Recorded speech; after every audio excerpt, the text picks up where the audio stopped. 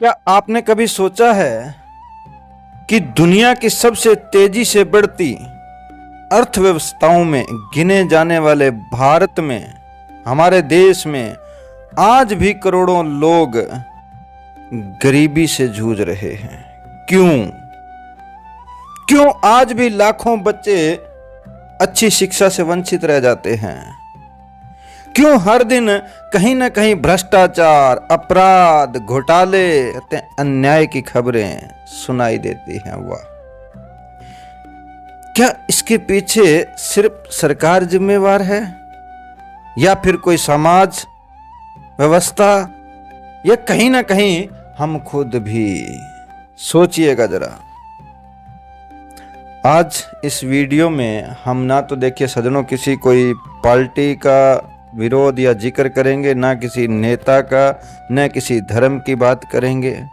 आज हम उन सच्चाइयों की, जो सच में जो सच्ची बात है, उस पर बात करेंगे, जिससे अक्सर ना तो कोई मीडिया, ना तुम्हें ऐसा कोई इंसान ये चीज सुनाई देगा। बोलने को उसे कोई मतलब नहीं है, क्योंकि उन्हें डर लगता है सच्चाई बताने में।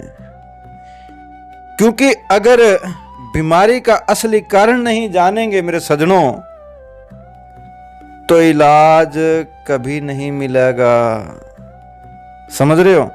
तो चलिए पहली बात करते हैं। आप लोगों के सवाल हैं, मेरे नहीं है भाई, कि गरीबी आखिर क्यों होती है।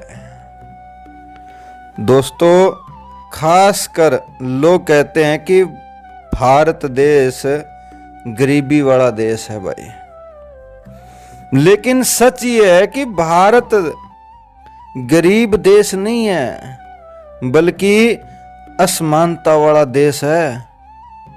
एक तरफ अरबों रुपए की इमारतें दिखाई देती हैं हमें, दूसरी तरफ लाखों परिवार 2 वक्त की रोटी के लिए संघर्ष करते दिखाई देते हैं आप लोगों को।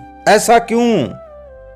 क्योंकि गरीबी केवल पैसों की कमी से नहीं होती है, ये याद रखना। गरीबी होती है अवसरों की कमी से, अच्छी शिक्षा की कमी से, अच्छे स्वास्थ्य की कमी से और सही मार्गदर्शन की कमी से। दूसरे नंबर पे बात करते हैं, शिक्षा, ज्ञान सबसे बड़ी ताकत है। किसी भी देश की असली ताकत उसकी सेना नहीं है कि भाई लाखों हमारे देश में सेना है जंग लड़ने के लिए। नहीं, उनके शिक्षित नागरिक यानी पढ़े लिखे इंसान होते हैं। लेकिन आज भी बहुत से बच्चे हमारे यहाँ स्कूल छोड़ देते हैं। क्यों? क्योंकि घर की आर्थिक स्थिति खराब होती है। बच्चों को कमाने के लिए भेज दिया जाता है कि बेटा भाई कमा के लाओ, सहारा लगाओ। गांव में अच्छे स्कूल नहीं होते, पढ़ाई नहीं है। कई जगह शिक्षकों की कमी होती है, मास्टरों की कह लीजिए। और कई परिवार शिक्षा का महत्व ही नहीं समझते। बोले क्या लेना देना भाई पढ़ाई से, कुछ नहीं मिलने वाला। जब शिक्षा नहीं मिलेगी, ज्ञान नहीं मिलेगा, तो अच्छी नौकरी भी तो नहीं मिलेगी। और गरीबी पीढ़ी दर पीढ़ी चलती आई है और चलती रहेगी। अब बात करते हैं तीसरे नंबर की, कहते हैं भ्रष्टाचार और व्यवस्था। अब बात करते हैं कि उस भ्रष्टाचार की।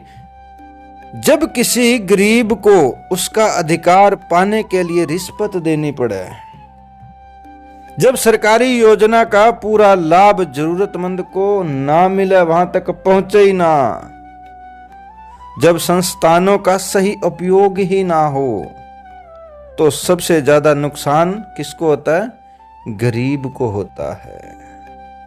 इसका असर पूरे समाज पे भी पड़ता है सज्जनों, याद रखना। अब आगे इससे क्या होगा? कहते हैं बेरोजगारी। हर साल लाखों युवा पढ़ाई पूरी करते हैं, लेकिन सभी को रोजगार नहीं मिलता है। कई युवाओं के पास डिग्री, डिप्लोमा सब कुछ होती है, लेकिन कौशल नहीं है। कई जगह उद्योग कम हैं, कई क्षेत्रों में अवसर भी सीमित समय का है। इससे निराशा ही बढ़ती है, इससे ऊपर कुछ नहीं मिलेगा।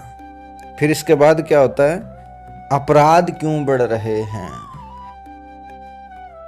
हर अपराध गरीबी की वजह नहीं होती, लेकिन गरीबी, बेरोजगारी, नशा, गलत संगत, कम शिक्षा और कमजोर कानून व्यवस्था, इस सब का मिला जुला करके अपराध को बढ़ावा देता है मेरे सज्जनों। जहां अवसर कम होते हैं, वहां गलत रास्ते चुनने का खतरा बढ़ जाता है। क्या सिर्फ इसमें सरकार जिम्मेवार है? हम लोग बहुत सारे सरकारों पे डाल देते हैं, ये सरकार माड़ी है, वो सरकार माड़ी है, वो नेता खा गया, ये खा गया। नहीं, सबसे बड़ा सवाल है, क्या केवल सरकार जिम्मेवार है इस चीज की? तो उत्तर है नहीं। सरकार की जिम्मेवारी है सज्जनों, अच्छी शिक्षा देना, अच्छा स्वास्थ्य देना, रोजगार के अवसर देना और कानून व्यवस्था। लेकिन समाज भी जिम्मेदार है, माता पिता भी है, शिक्षक भी है और हमारी भी। अगर हम टैक्स चोरी करेंगे तो भ्रष्टाचार तो बढ़ाएगा, उसका बढ़ावा देने वाले हम खुद हैं। बेटी की पढ़ाई रोक देंगे, जाति और धर्म के नाम पे नफरत फैलाएंगे, तो देश आगे कैसे बढ़ेगा? कैसे गरीबी खत्म होएगी?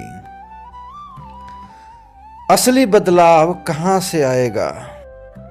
बदलाव चुनाव से नहीं आता कि भाई अब ये पार्टी बदल दो, कल को वो पार्टी बदल दो। सोच बदलने से आता है।